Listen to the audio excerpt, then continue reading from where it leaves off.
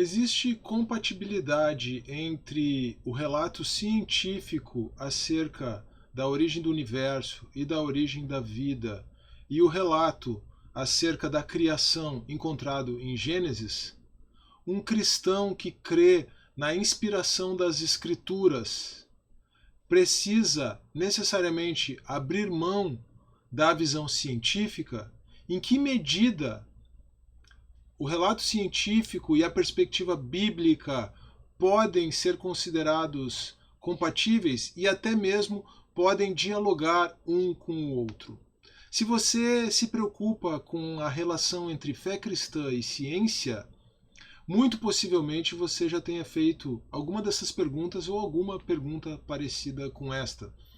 Eu sou o professor Carlos Xavier, este aqui é o Theo de Datas, tanto no YouTube quanto no seu agregador de podcast favorito. Vou deixar o link para a página do Theo de Datas no Anchor na descrição deste vídeo. Mas, se você então já se indagou a respeito da relação entre fé cristã e ciência, estou fazendo esse vídeo aqui, na verdade, uma série de vídeos a partir deste, para, de alguma maneira, tentar auxiliar você.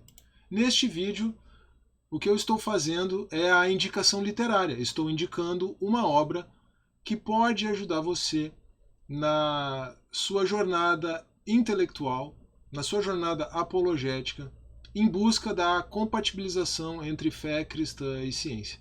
A obra é A Origem, editada no Brasil pela Thomas Nelson, em parceria com a Associação Brasileira de Cristãos na Ciência, e essa obra apresenta 4 visões sobre criação, evolução e design inteligente. Ela foi composta a partir de artigos, respostas e réplicas escritos pelos maiores expoentes de cada uma das correntes que foram convidadas a participar. Criacionismo da Terra Jovem, Criacionismo da Terra Antiga, Criacionismo Evolucionário e Design Inteligente. E estas pessoas são, você está vendo aqui na capa do livro, aí projetado na tela, Ken Ham, Hugh Ross, Deborah Haarsma e Stephen Meyer. Então esses são os coautores, né? Aqueles que participam da obra apresentando a sua visão. E o que eu vou fazer nesse vídeo aqui, que é um vídeo que vai para a playlist de indicações literárias, mas também que vai para o primeiro vídeo, que fica como o primeiro vídeo da série A Origem. Na sequência eu vou apresentar de forma detalhada cada uma dessas 4 visões. O que eu vou fazer nesse vídeo aqui é simplesmente apresentar de forma panorâmica a obra, já que é um vídeo introdutório da série de vídeos sobre cada uma das visões e também é um vídeo que funciona como a indicação literária deste livro, certo? Como eu já mencionei no começo, a temática das origens é fundamental. A temática das origens do universo e da vida é fundamental para a articulação da relação entre fé e ciência. E esses 4 modelos, com as suas variantes, porque existem diversas nuances dentro de cada modelo, os 4 modelos podem ser adotados por cristãos, tanto conservadores quanto piedosos. Veja só o seguinte, existe uma diversidade de posições dentro do cristianismo quanto a diversos temas teológicos. Então, como o J.B. Stump, que é o organizador da obra, até brinca na introdução, né? Eternidade, escatologia, eleição e eucaristia, só para mencionar alguns que começam com a letra E. Então talvez a gente pudesse aí preencher um alfabeto, né? Com questões que são controversas no meio cristão. Por que seria diferente com a questão da origem? Se existem tantas questões teológicas, essas questões são teológicas, que são controversas entre os cristãos, por que seria adequado, razoável, esperar uniformidade entre os cristãos quanto à questão da origem, que não é exatamente uma questão teológica, mas é uma questão que envolve diálogo entre teologia e ciência. Então, não deve causar espanto o fato de haver diferentes perspectivas sobre o tema. E a primeira coisa que um cristão instruído deve fazer é buscar compreender, buscar conhecer essas 4 diferentes perspectivas. E se há essas diferentes perspectivas, o que devemos fazer enquanto cristãos também é nos engajar num diálogo piedoso na promoção da unidade da fé. Unidade da fé aqui, eu compreendo, não como uniformidade da fé. Então eu não acho que vai se produzir uma visão uniforme entre os cristãos acerca disso, mas devemos compreender as diferenças de forma respeitosa e, mais do que isso, tratar aqueles que, dentro de uma perspectiva cristã conservadora, ou seja, que admitem a autoridade das Escrituras, a inspiração das Escrituras, mas que têm uma visão diferente a respeito da questão das origens do que nós, devemos tratá-los cordialmente como irmãos e sermos caridosos e amorosos para com eles. Então, o respeito aqui me parece que é a principal questão a ser promovida e é um dos princípios aí de unidade por trás do próprio trabalho editorial desta obra.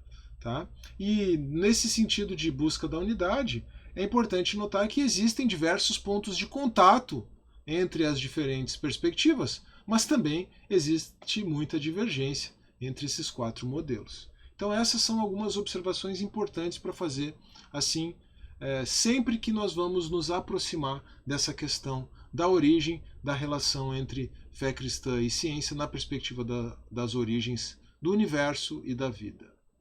As principais questões, elas giram em torno da datação das origens do universo e da vida na Terra segundo a ciência, porque, de acordo com a ciência, teríamos aproximadamente 14 bilhões de anos para o início do universo e 3,5 bilhões de anos para o surgimento da vida na Terra. Aproximadamente 3,5 bilhões de anos, tá? Para o surgimento da vida na Terra. Agora, se por um lado nós temos essa datação que vem da ciência, a cronologia bíblica, caso nós sigamos literalmente as genealogias contidas em Gênesis, vai nos indicar para um universo, a Terra e a vida, porque tudo estaria dentro da mesma semana, a criação de tudo dentro da mesma semana em Gênesis, com aproximadamente 6 mil anos. Tá bom? Mas ainda existem algumas questões importantes, tanto teológicas quanto de ciência e relato científico aqui. A primeira dessas questões é a identidade de Adão. Adão é o primeiro descendente de todos os seres humanos, ou na perspectiva evolutiva, havendo mais de um descendente, Adão é o primeiro ascendente, acho que eu falei descendente, né? Todos os seres humanos descendem de um só casal, ou numa perspectiva evolutiva, a ausência de um casal como ascendente comum de toda a humanidade teria alguma implicação com a doutrina da queda e, consequentemente, da redenção? Um Adão literal em outras palavras, um Adão literal é necessário para as doutrinas da queda e da redenção? Ou é possível pensar em queda e redenção a partir de uma compreensão simbólica, arquetípica de Adão? E como que podemos pensar a figura de Adão numa perspectiva literal de uma possível ascendência única da humanidade, trabalhando a datação da ciência em paralelo com o registro bíblico? São questões que se colocam em torno de Adão. Mas existem também questões importantes que se colocam em torno do dilúvio de Noé. Esse dilúvio foi global, ou seja, foi um evento catastrófico sobre o globo terrestre inteiro. Foi universal, quer dizer, ele pode não ter sido global, mas ele afetou toda a humanidade existente então, imaginando que a humanidade estivesse condensada, né, localizada numa determinada extensão territorial. Ou ele teria sido local, aí sim, apenas um dilúvio local que acaba sendo trabalhado na tradição do Antigo Oriente Médio, do Antigo Oriente Próximo, desculpa, do Antigo Oriente Próximo, no qual o Gênesis está incluído, essa tradição na qual o Gênesis está incluído, ele acaba sendo um dilúvio local trabalhado de forma retórica como tendo dimensões globais. Essas são questões importantes também. Então, basicamente, a datação da origem da Terra, da origem do universo, da origem da Terra, da origem da vida, a identidade de Adão e a compreensão da universalidade ou não, da globalidade, universalidade ou localidade do dilúvio, são questões que se colocam nessa discussão da relação entre fé cristã e ciência, e todas essas questões acabam sendo trabalhadas de uma forma ou de outra pelas diferentes perspectivas. Aqui também é importante fazer um ajuste terminológico, tá? Ou alguns ajustes terminológicos. Nós temos, de um lado, o criacionismo em sentido amplo e, de outro lado, o criacionismo em sentido estrito. Certo? Numa perspectiva criacionista em sentido amplo, todas as 4 visões diferentes, inclusive aquela que dialoga com a evolução, pode ser considerada uma perspectiva criacionista, tá bom? Porque pressupõe a existência de um Deus criador, que opera de diferentes maneiras de acordo com cada uma dessas visões. Mas até mesmo o criacionismo evolucionário pode ser considerado uma perspectiva criacionista se você tomar criacionismo em sentido amplo. Mas se você tomar criacionismo em sentido estrito, como normalmente se atribui ao criacionismo da Terra Jovem, então aí você sabe que, nesse sentido estrito, criacionismo diria respeito apenas ao criacionismo da Terra Jovem. Tá? Mas, até para facilitar a abordagem e a compreensão do livro e o tratamento das diferentes perspectivas aqui, vamos tomar criacionismo nesse sentido mais amplo. Então, as 4 visões podem ser consideradas criacionistas, e a única que não usa criacionismo no seu rótulo, no seu nome, é o design inteligente. Nós já vamos ver isso. A outra distinção terminológica importante é o evolucionismo versus a evolução. Tá? Evolucionismo de um lado e evolução de outro. Porque evolucionismo, sim, é uma cosmovisão, certo? É uma cosmovisão que nega a existência de uma divindade, ao menos nega a existência de uma divindade transcendente. Normalmente o evolucionismo está muito relacionado ao panteísmo, né? Mas o evolucionismo, então, é uma cosmovisão que nega a existência de uma divindade transcendente. No máximo ele vai ser panteísta. O evolucionismo, ele pressupõe o materialismo, ele pressupõe o naturalismo, e ou seja, pressupõe que nada existe além da realidade material, nada existe além da realidade natural que nós vemos. E ele pressupõe, então, uma evolução conduzida pelo acaso. Conduzida pelo acaso é uma contradição também, né? Conduzida pelo acaso mostra como você pode facilmente atribuir um sentido e uma característica pessoal de divindade ao acaso. Uma evolução aleatória é o que o evolucionismo acaba defendendo, porque a aleatoriedade é intrínseca a essa perspectiva de que não existe um Deus criador e providente, um Deus que tenha criado e que esteja no controle da evolução do universo. Mas essa é a perspectiva evolucionista, tá? Evolução é diferente de evolucionismo. Então, quando nós falamos em evolução, nós estamos simplesmente descrevendo uma teoria científica, ou mencionando uma teoria científica que procura descrever os dados que se tem. Dados de registro fóssil, dados de comportamento de populações de seres vivos, enfim, tá bom?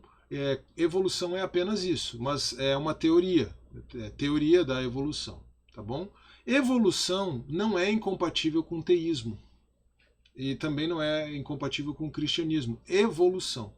Tanto numa perspectiva de uma microevolução,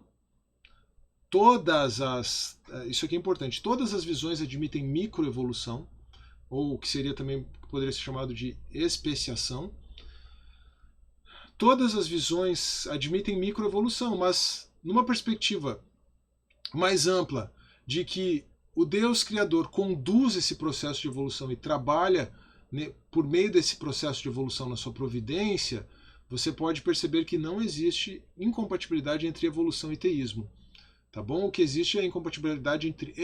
Aí sim é uma incompatibilidade lógica entre evolucionismo e teísmo.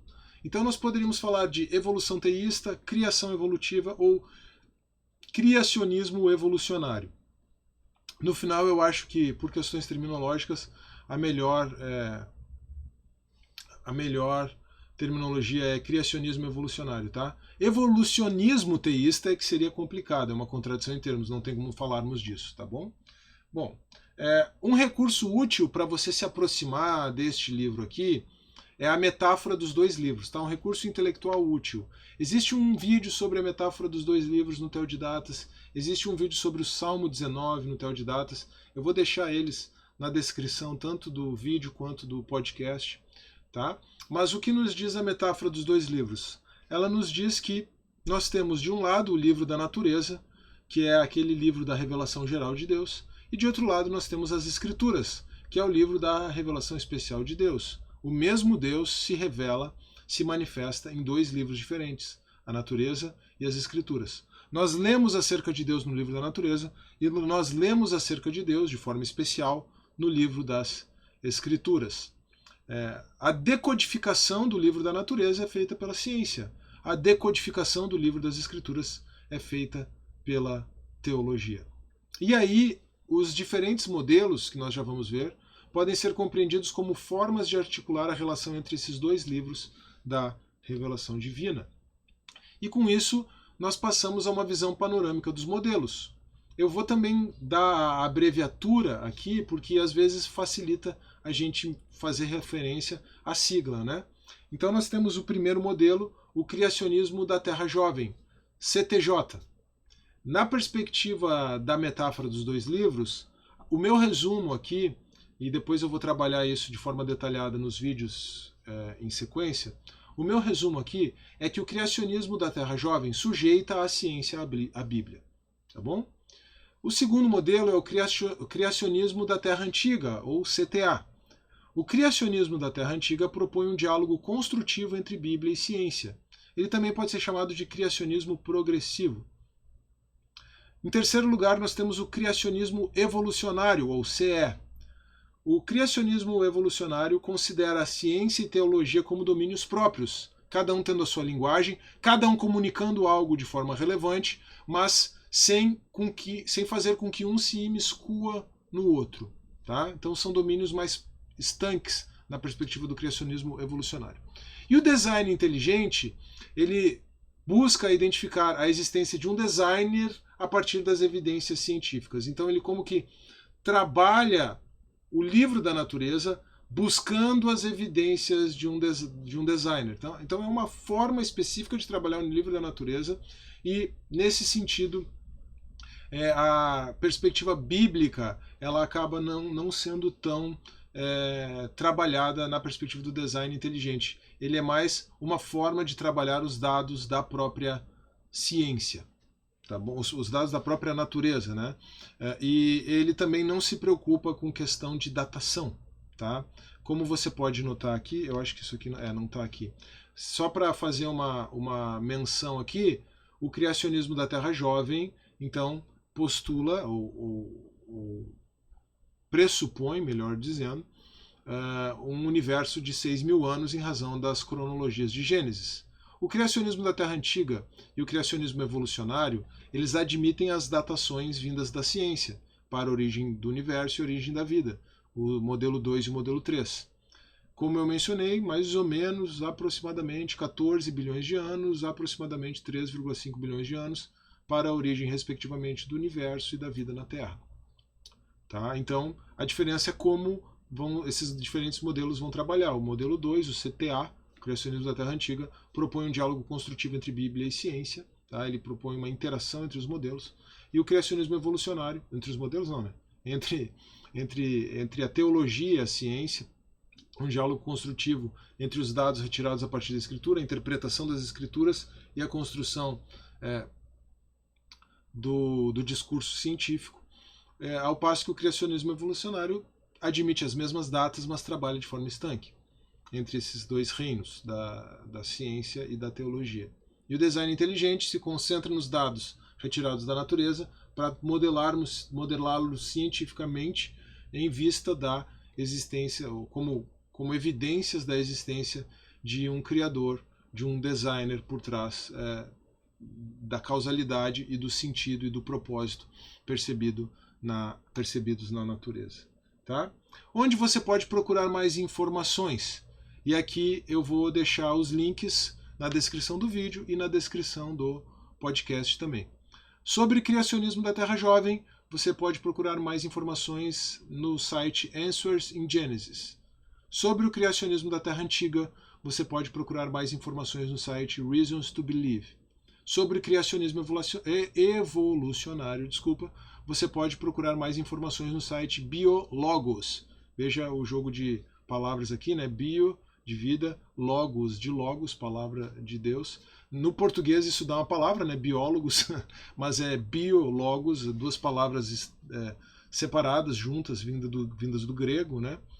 E sobre design inteligente, você pode procurar mais no site do Discovery Institute. Você gostou desse conteúdo?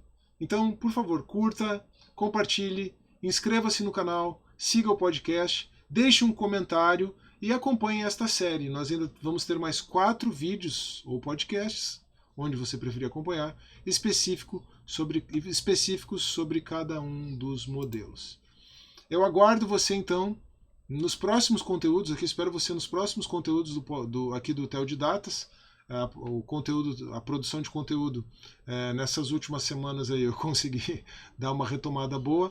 Eu aguardo você nos próximos conteúdos aqui do Teodidatas e em especial nos próximos conteúdos aqui desta série sobre a origem do universo, as origens da vida, nessa perspectiva do diálogo entre fé cristã e ciência. Na sequência, o vídeo sobre o criacionismo da Terra Jovem, depois o vídeo sobre o criacionismo da Terra Antiga, depois sobre o criacionismo evolucionário e, por último, o vídeo sobre o design inteligente. Um grande abraço, que Deus abençoe e até a próxima.